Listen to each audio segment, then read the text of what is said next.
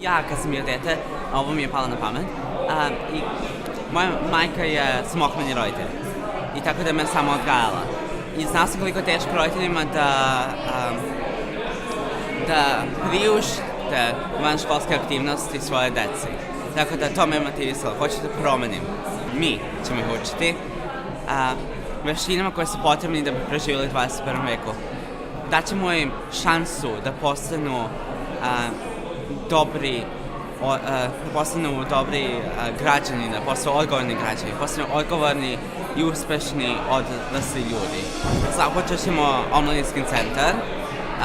Prvo ćemo imati jedan period koji će trajati 3 meseca i u tom periodu ćemo testirati program, vidjeti da li možemo nešto da dodamo, šta nam je pogrešno, kako možemo da radimo. Posle toga, ako uspemo, idemo u celi Omladinski centar. Idemo stalno, tokom cijele nedelje, tokom cijele godine. Posle toga pokušat ćemo da napravimo jedan inkubator za ideje dece i omladine i davat ćemo im šanse da započnu svoj biznis, da promene svet. Prilike.